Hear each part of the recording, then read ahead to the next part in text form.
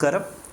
സുൽത്താൻ Azlan Shah cup 2024 hockey ടൂർണമെൻറ്റിലെ വിജയിയാര്? Japan. ഇപ്പം ജപ്പാനാണ് 30ാമത് സുൽത്താൻ അസ്ലൻ ഷാ കപ്പ് ജേതാക്കൾ, ഈ 2024 ജേതാക്കൾ. ഇതിൽ ഫസ്റ്റ് റണ്ണറപ്പ്, അതായത് ഫൈനലിലെത്തിയ രണ്ടാമത്തെ ടീം എന്ന് പറയുന്നത് പാകിസ്ഥാനാണ്. പാകിസ്ഥാനെ ആണ് ജപ്പാൻ പരാജയപ്പെടുത്തി 30ാമത് സുൽത്താൻ അസ്ലൻ ഷാ കപ്പ് ജേതാക്കളായത്.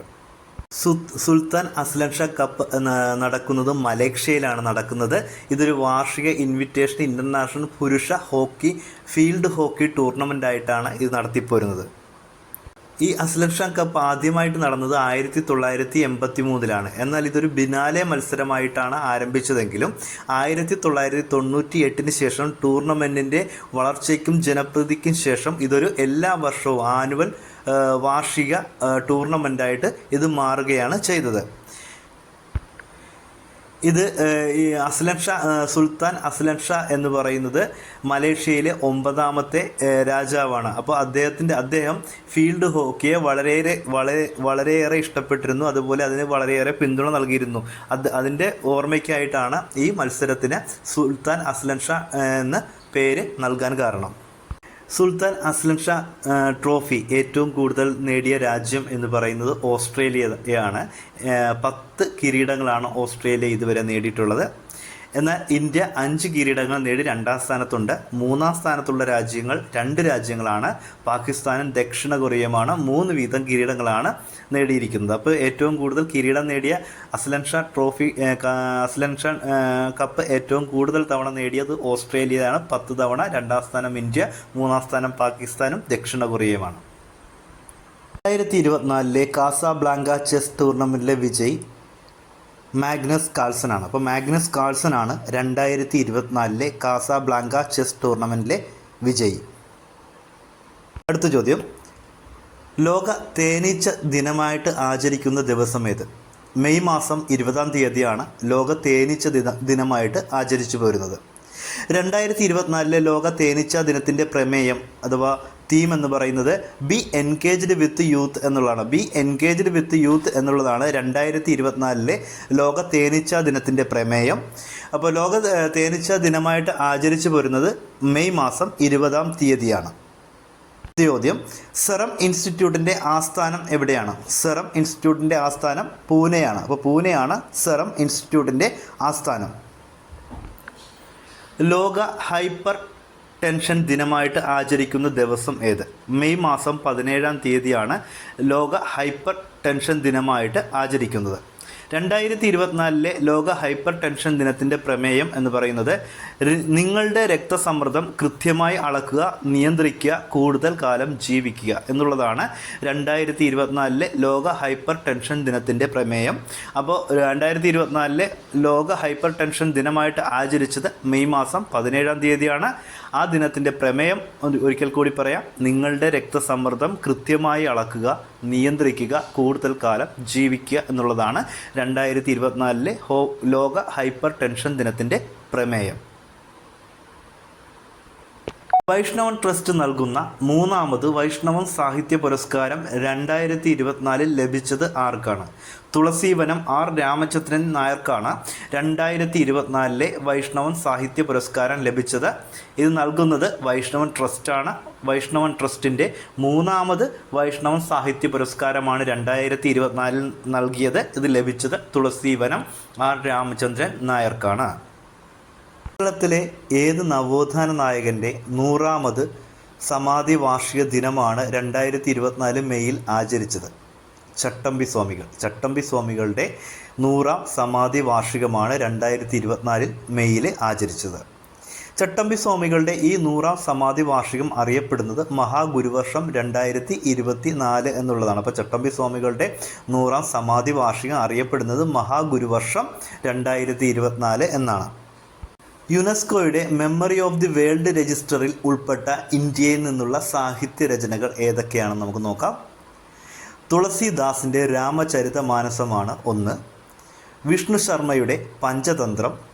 ആചാര്യ ആനന്ദവർദ്ധനയുടെ സഹൃദയ ലോകലോകന എന്നുള്ള 3 കൃതികളാണ് യുനെസ്കോയുടെ മെമ്മറി ഓഫ് ദി വേൾഡ് രജിസ്റ്ററിൽ ഉൾപ്പെട്ട ഇന്ത്യൻ സാഹിത്യ രചനകൾ. അതുകൂടാതെ വേൾഡ് രജിസ്റ്ററിൽ ഉൾപ്പെട്ട ഇന്ത്യൻ സാഹിത്യ രചനകളാണ് രാമചരിതമാനസം തുളസീദാസിൻ്റെത്, വിഷ്ണു ശർമ്മയുടെ പഞ്ചതന്ത്രം, ആചാര്യ ആനന്ദവർദ്ധനയുടെ സഹൃദയ ലോകലോകന. അന്താരാഷ്ട്ര നഴ്സസ് ഡേ എന്നാണ് അന്താരാഷ്ട്ര നഴ്സസ് ദിനമായിട്ട് ആചരിക്കുന്നത്. മെയ് മാസം 12-ാം തീയതിയാണ് അന്താരാഷ്ട്ര നഴ്സസ് ദിനമായിട്ട് ആചരിക്കുന്നത്.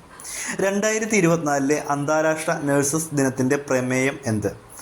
നമ്മുടെ നഴ്സുമാർ നമ്മുടെ ഭാവി പരിചരണത്തിൻ്റെ സാമ്പത്തിക ശക്തി എന്നുള്ളതാണ് 2024 അന്താരാഷ്ട്ര നഴ്സസ് ദിനത്തിൻ്റെ പ്രമേയം. എന്താണ്? നമ്മുടെ നഴ്സുമാർ നമ്മുടെ ഭാവി പരിചരണത്തിൻ്റെ സാമ്പത്തിക ശക്തി, അഥവാ our nurses our future the economic power of care എന്നാണ് 2024 അന്താരാഷ്ട്ര നഴ്സസ് ദിനത്തിൻ്റെ പ്രമേയം.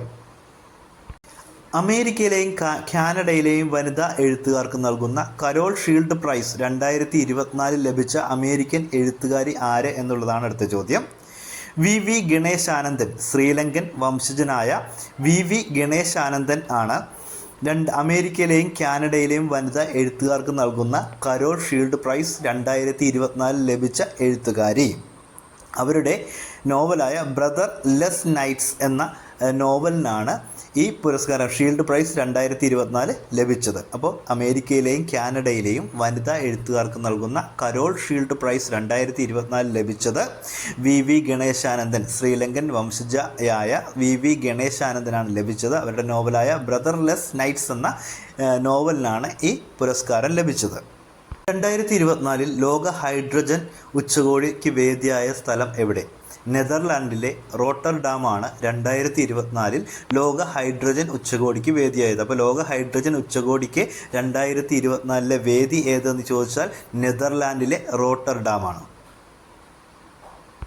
ലോകത്തിലെ ഏറ്റവും ഉയരം കൂടിയ കൊടുമുടിയാണ് മൗണ്ട് എവറസ്റ്റ് എന്ന് നമുക്കറിയാം. ഈ മൗണ്ട് എവറസ്റ്റ് ഏറ്റവും കൂടുതൽ തവണ കീഴടക്കിയ വ്യക്തി ആര് എന്ന് ചോദിച്ചാൽ കാമി ഋത ഷെർപ്പ. 29 തവണയാണ് കാമി ഋത ഷെർപ്പ മൗണ്ട് എവറസ്റ്റ് കീഴടക്കിയത്. എന്നാൽ ഏറ്റവും കൂടുതൽ തവണ എവറസ്റ്റ് കീഴടക്കിയ വിദേശി എന്ന റെക്കോർഡ് ചോദിച്ചു കഴിഞ്ഞാൽ കെൻറ്റൻ കൂളാണ്. 18 തവണയാണ് അവർ എവറസ്റ്റ് കീഴടക്കിയത്. അപ്പോൾ ലോകത്തിലെ ഏറ്റവും ഉയരം കൂടിയ കൊടുമുടിയായ എവറസ്റ്റ് ഏറ്റവും കൂടുതൽ തവണ കീഴടക്കിയത് കാമി ഋത ഷെർപ്പയാണ്, 29 തവണയാണ്. എന്നാൽ ഏറ്റവും കൂടുതൽ തവണ എവറസ്റ്റ് കീഴടക്കുന്ന വിദേശി എന്ന റെക്കോർഡ് കെൻറ്റൻ കൂളിനാണ്. 18 തവണയാണ് അവർ എവറസ്റ്റ് കീഴടക്കിയിരിക്കുന്നത്. ലോകത്തിലെ ഏത് രാജ്യത്ത് നിന്നാണ് ഇന്ത്യ ഇഗ്ല-S വ്യോമ പ്രതിരോധ സംവിധാനം വാങ്ങുന്നത്? റഷ്യയിൽ നിന്നാണ്. അപ്പോൾ റഷ്യയിൽ നിന്നാണ് വ്യോമ പ്രതിരോധ സംവിധാനമായ ഇഗ്ല-S ഇന്ത്യ വാങ്ങുന്നത്. അപ്പോൾ ഇഗ്ല-S വ്യോമ പ്രതിരോധ സംവിധാനം ഇന്ത്യ വാങ്ങുന്നത് രാജ്യം എന്ന് പറയുന്നത് റഷ്യയാണ്. അപ്പോൾ റഷ്യയിൽ നിന്നാണ് ഇന്ത്യ ഇഗ്ല-S എന്ന വ്യോമ പ്രതിരോധ സംവിധാനം വാങ്ങുന്നത്. ഇന്ത്യ റഷ്യയിൽ നിന്ന് വാങ്ങുന്ന വ്യോമ പ്രതിരോധ സംവിധാനത്തിൻ്റെ പേര് എന്ത്? ഇഗ്ല-S. അപ്പോൾ ഇഗ്ല-S എന്ന് പറയുന്നത് ഇന്ത്യ റഷ്യയിൽ നിന്ന് വാങ്ങുന്ന വ്യോമ പ്രതിരോധ സംവിധാനത്തിന് നൽകിയിരിക്കുന്ന പേരാണ് ഇഗ്ല-S.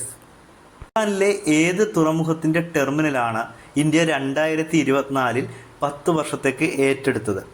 ഇറാനിലെ ചമ്പഹാർ തുറമുഖ ടെർമിനലാണ് ഇന്ത്യ 2024 10 വർഷത്തേക്ക് ഏറ്റെടുത്തത്. അപ്പോൾ ഏത് തുറമുഖത്തിൻ്റെ ടെർമിനലാണെന്ന് ചോദിച്ചാൽ ഇറാനിലെ ചമ്പഹാർ തുറമുഖത്തിൻ്റെ ടെർമിനലാണ് 2024 മുതൽ 10 വർഷത്തേക്ക് ഇന്ത്യ ഏറ്റെടുത്തിരിക്കുന്നത്. എല്ലാ സംസ്ഥാനങ്ങളിലെയും ഭക്ഷ്യവിതരണ ശൃംഖലയെ ഒരൊറ്റ പ്ലാറ്റ്ഫോമിന് കീഴിലാക്കുന്ന കേന്ദ്ര സർക്കാരിൻ്റെ പദ്ധതി ഏതാണ്? Smart PDS. അപ്പോൾ സ്മാർട്ട് PDS ആണ് എല്ലാ സംസ്ഥാനങ്ങളിലെയും ഭക്ഷ്യവിതരണ ശൃംഖലയെ ഒരൊറ്റ പ്ലാറ്റ്ഫോമിന് കീഴിലാക്കുന്ന കേന്ദ്ര സർക്കാർ പദ്ധതി.